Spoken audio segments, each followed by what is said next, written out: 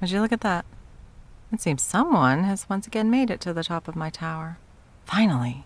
I have been waiting weeks for one of you self-professed heroes or adventurers to actually survive the traps, curses, animated constructs, and monsters to actually make it to the top.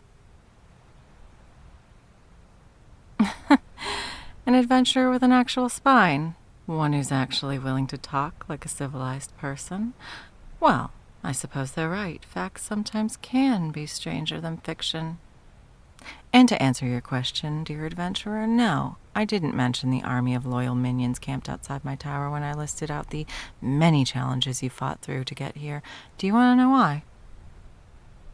Because those loyal little soldiers have orders not to stop a single ill-equipped little warrior or creaking ancient wizard from sneaking through their camp and into my tower. I didn't mention them because they aren't a challenge, little wannabe hero. They're my bouncers. They exist solely to deal with armies that would siege this castle and cut off my supplies. What they are not here to do is interfere with my entertainment by stopping the flow of foolish, fun to toy with, overconfident fools who willingly feed themselves to my blade and magic day after day after day. That is, if they even make it to me alive. Oh? And why won't I have to be worried about waiting for any more challengers after today, little adventurer? Because you'll be the last one I ever need to fight. How positively arrogant of you. Sweetheart, far be it from me to tell you how to do your job, but you don't have a snowball's chance in hell of killing me. The last of my would-be vanquishers to actually make it this far only lasted 3 minutes in a fight with me. And he was nearly 7 feet tall, completely clad in custom enchanted full plate and wielding a 2-handed battle axe made from dragon bone. Why, yes, that is in fact his body hanging from the chain just behind my throne. I thought it really tied the room together. Do you like it? Look at how formidable just his remains look, my dear little adventurer. Even without his head, he would still stand a good 1.5 feet taller than you, at least. Probably more. And look at his arms. Your whole torso is just barely bigger than one of this brute's biceps. And I haven't even started comparing your gear. The dragon bone axe that no doubt slew thousands of his foes. It weighs at least 300 pounds, and it could easily cleave boulders in half. And look at his armor. It's supercharged with protective magics. So many runes and spells are packed into this little beauty that it literally causes the air around it to warp and shift like a heat mirage. And compared to all of that, you have what, exactly? An old dagger you're gripping so hard your knuckles have turned white? Treated leather armor so thin that it may as well be made of parchment? Oh, my mistake. Yes, you have that pretty little cloak, too. That will make all the difference in your epic final battle with me, I'm sure. Although, I will admit, it is a very pretty cloak. It might just be dyed with light tans and deeper browns, but that dappled pattern is quite pleasing to the eye. It almost reminds me of wren's wings. That fits you, actually. A wren, I mean. One of the smallest, frailest, weakest birds, covered in simple earth tones, chirping loudly at the falcons, so much bigger and so much more dangerous than itself. That is what you are, isn't it? A little wren cowering before the ever-spanning breath of my wings of majesty and power. Well, maybe you should be, little wren. Maybe if you cower and beg and press that cute little head of yours against the cobbled floor, I might find it somewhere in the pumping tangle of living rose that long ago replaced my heart to grant you mercy and spare you from death.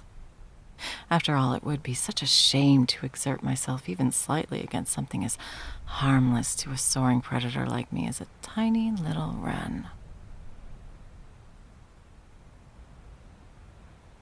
Oh, no thanks. You'd rather have some fun first. Very brave, little wren. Color me impressed. Stupid, possibly arrogant, but very, very brave. That is what they tell you.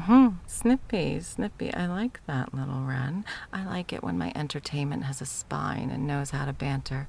It helps make up for how boring every fight has become. But there comes a time when talk is over, and all that's left to either of us is action. Come along, little wren. Show me what your nipping beak and puny wings can do. Oh, you didn't even hesitate, little wren. The words were barely out of my mouth before you were charging me. And that's speed, wren. Why, if I still had the limitations of a normal human body, I don't think I'd be able to dodge you. Here, let's test your strength next. See if you can pierce this. As I suspected. Lots of speed, but almost no real power behind it. You couldn't even pierce an inch of my magically grown wood barrier, wren. I know you're small, and that dagger is old and very plain, but if you planned on having a chance of even nicking me, you really should have made sure you were capable of at least this much. That's cute, wren, but I very much doubt that your physical stamina can outpace the ocean that is my magic reservoir. I'm not just some generic Mage Academy graduate, little wren. My magic has long since become a part of me in a way very few can comprehend. I'm sure you've fought and killed your fair share of rogue sorcerers and mages by dealing a single decisive blow, but if you think any of those two-bit casters can compare to me, you are very, very mistaken. In fact, you know what? Just for that little bit of arrogance, I'm not even going to give you the honor of dying by my own hand. There. Let's see how you handle two of my animated rose bushes, little wren. Be careful of their thorns. They are quite sharp, and you'll find that any wounds they make won't stop bleeding for a long, long time.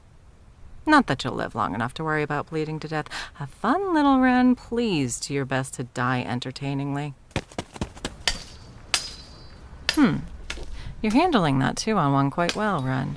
But you aren't going to make any progress hacking at their branches and limbs like that. Their thorns, branches, and stems are reinforced with magic.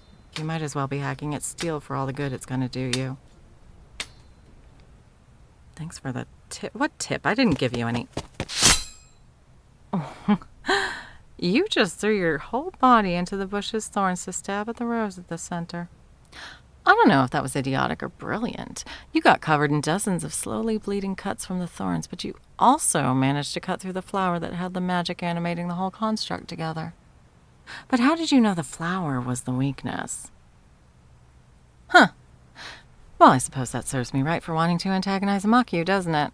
I told you that the thorns, branches, and stems were reinforced. You noticed that I didn't say anything about the flowers. You just decided to take a gamble. Impressive. Brave and more than a little reckless, but impressive. Hey you, surviving rosebush. Go stand in the corner and look pretty. This one is my fight now. Why, yes, little wren, I am going to give you the honor of dying by my own hand. You managed to impress me with that little stunt. You might be under-equipped and under-muscled, but at least you're not an idiot, and you definitely know your way around a battlefield.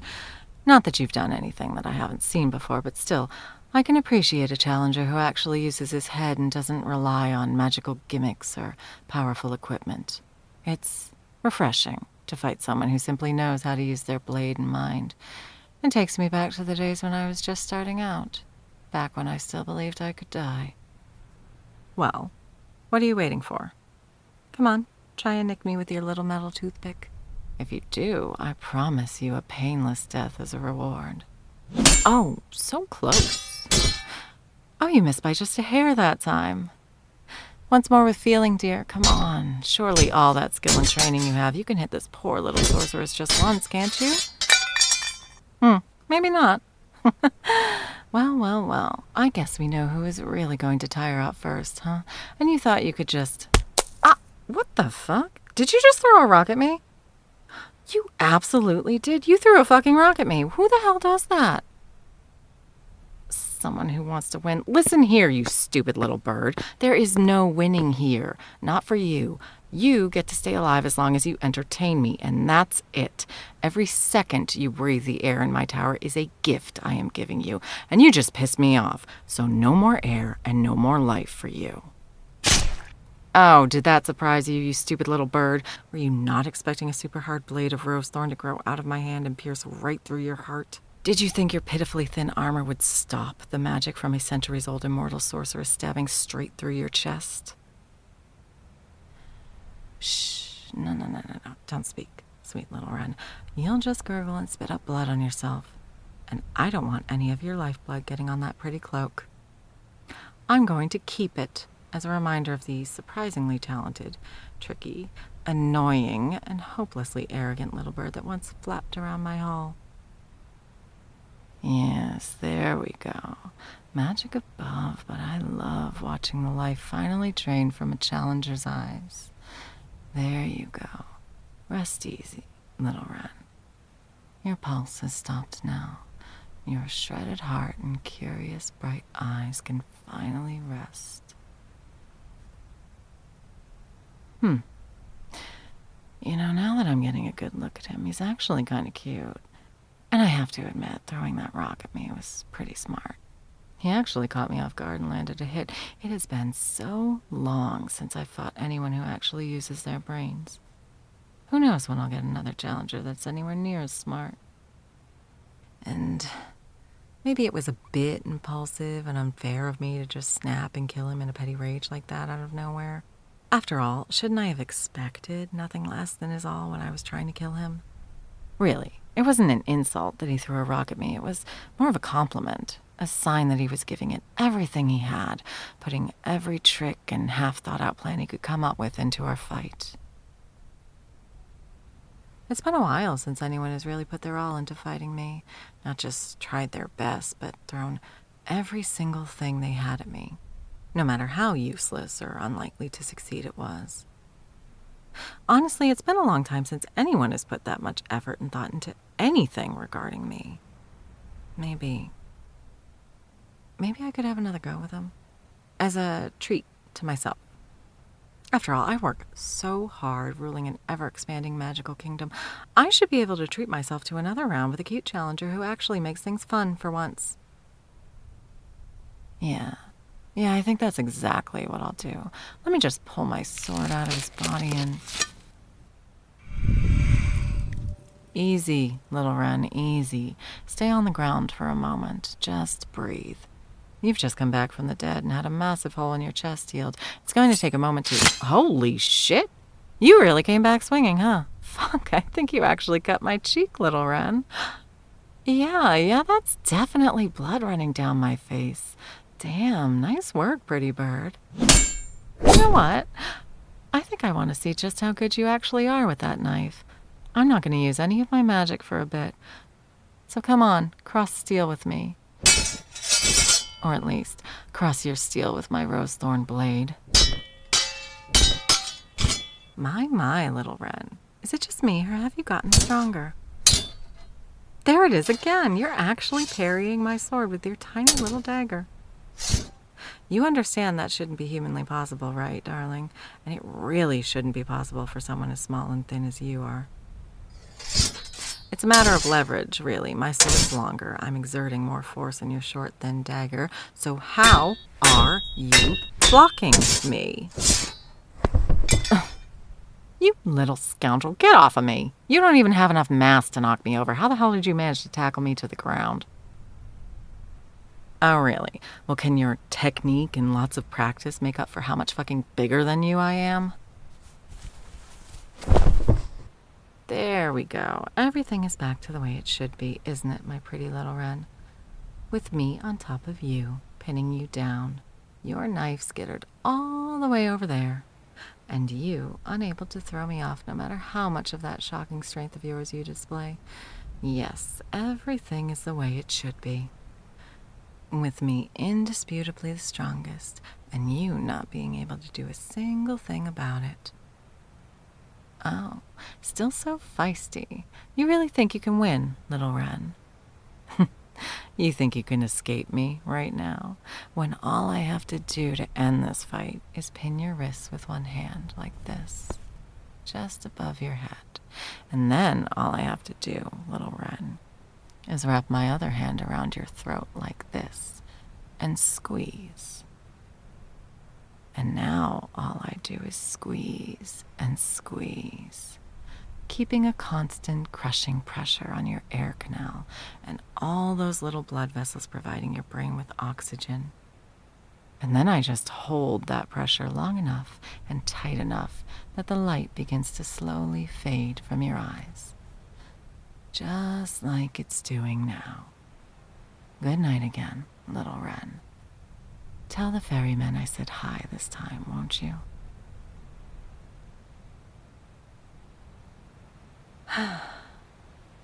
Well, that was invigorating. He came close to actually hurting me that time. If he had a backup dagger or moved a little bit faster when he tackled me, who knows? Not that he could have actually killed me, of course, but still, he did pretty well. Better than that hulking brute who came before him.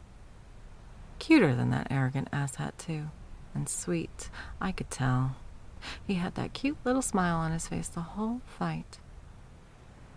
I'll need to actually do something respectful with his body. He doesn't deserve to be hung up like a trophy. Maybe I could find a nice spot for him somewhere private. Or maybe I could bring him back one more time. And instead of killing him, just keep him. Ugh, no, down, girl. That's stupid. You can't just resurrect the same adventurer again and then stick him in a room in your tower just because you think he's cute, funny, and smart. And because you like his sense of humor and how sassy he can be. And you certainly can't just keep a guy who literally tried to kill you just because you had fun banter and he impressed you, just because he made you feel focused on and appreciated while he was trying to kill you. It's not a good basis for... Fuck it, I am not talking myself out of this. But this time, I'll make sure he's properly restrained before I bring him back. There, all wrapped up in a bundle of thornless rose vines, each as strong as steel, anchored directly into the stone of the floor. He's not getting out of those. And now, my sweet wren, let's wake you up. Easy there, wren. Try not to struggle too hard against those restraints. I don't want you hurting yourself right after I brought you back to life. Again. Well, that's actually what I wanted to talk to you about, my pretty wren. See, when I brought you back the first time, it's because I hadn't had a challenger worth a damn in so long, and I wanted a little longer with you. This time, though, I didn't bring you back to fight me. You're intriguing, wren. And you're built just the way I like, with deep strength that isn't obvious at first glance. And despite the fact that you were trying to kill me, I can't honestly recall the last time anyone looked at me the way you do. Like all you are is focused on me. Like I'm something that consumes every thought in your head. Like I'm your purpose for living. Well, if all those feelings are rooted in wanting me dead, I don't care. I'll take your devotion and keep you anyways.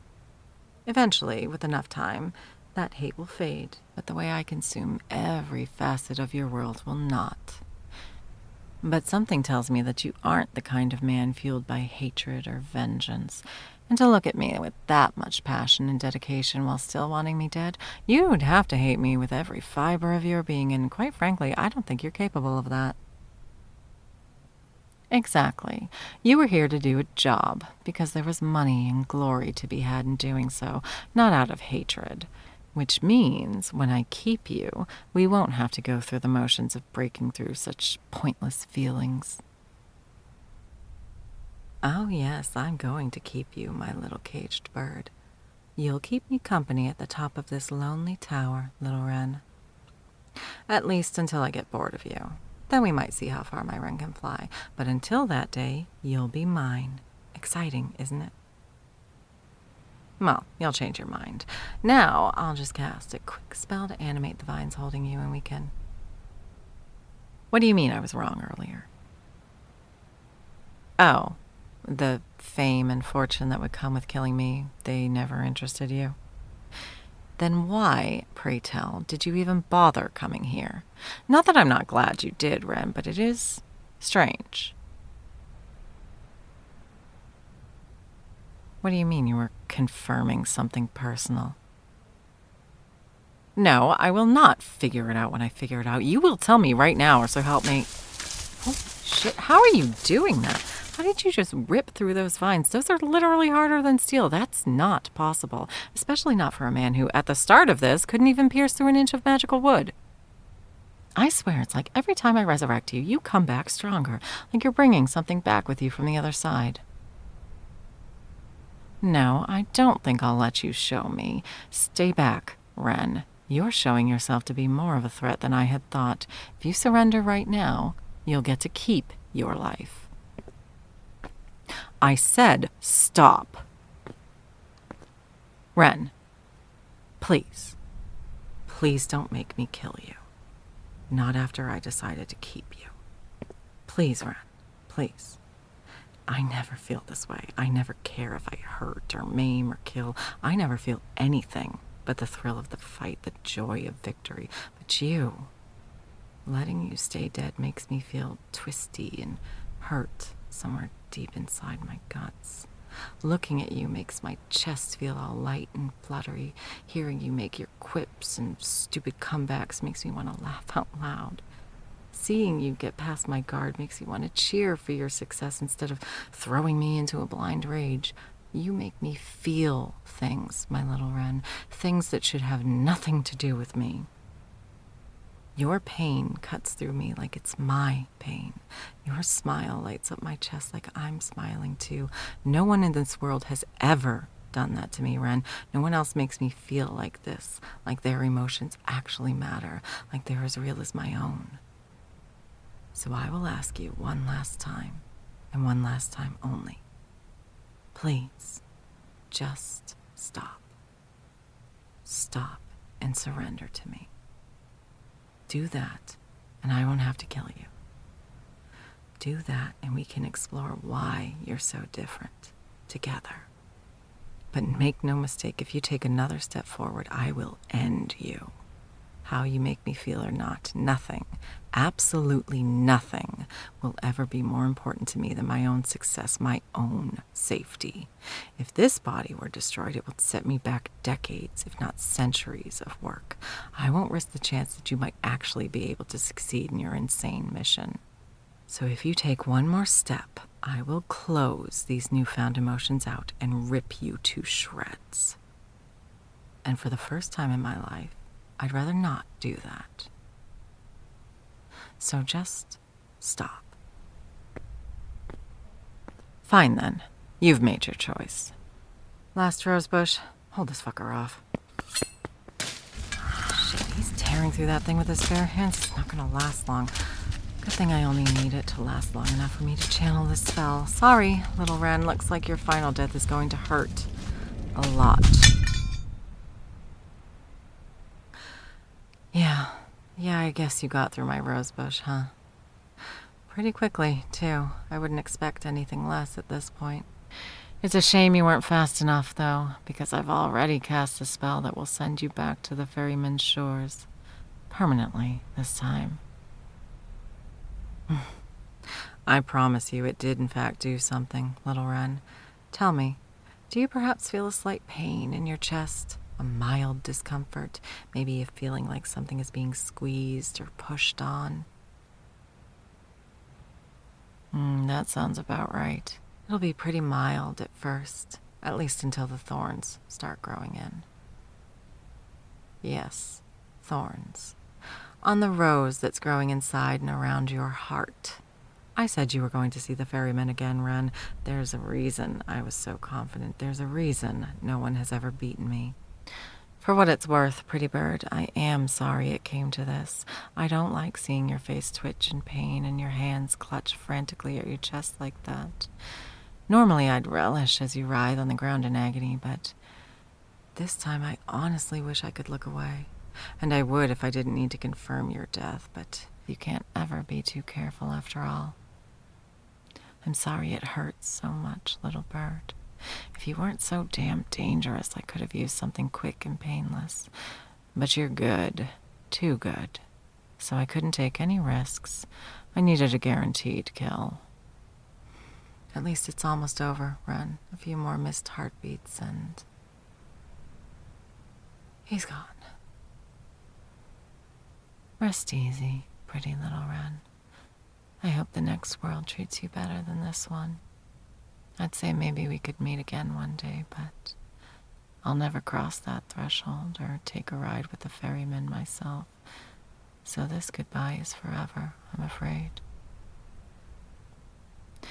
Oh well, in the end, I haven't lost anything I can't live without. A shame I can't have a new experience, but I'll get over it. I always do. Maybe I'll head to the gardens. It's a nice enough day out, and I can check on those new blue roses. That might... Ah, what the fuck? What the fuck just hit me? Another fucking rose. But who could have... No, I felt that rose shred your heart. I felt through its roots as the blood went stagnant in your veins. You're dead. I killed you. Nothing could have healed that damage. No magic I know of, short of my own resurrection powers, and I didn't use those on you. What do you mean you didn't have to heal anything? You just replaced all the hardware. That doesn't... Holy shit, your corpse is still there, just lying on the ground behind you. Don't you, Captain Obvious me. How could you... Wait. You are just like me, aren't you? Unaging. Human, but with abilities that go far beyond most of our species. Able to die, but never staying dead. You're deathless. Same as me. Oh, yes, of course. Listen, excuse me for not immediately assuming you were something so rare that I've never actually met another one of us in all my years walking the earth. Especially not when I was literally bringing you back to life just moments ago. Generally, that makes a girl think you're mortal. Well, obviously I can see now you didn't need the assistance to keep our fun going, but how the hell was I supposed to know that? Well, next challenger, I suppose I'll have to remember to ask if they can die then, since clearly you seem to think that's a normal thing to ask people.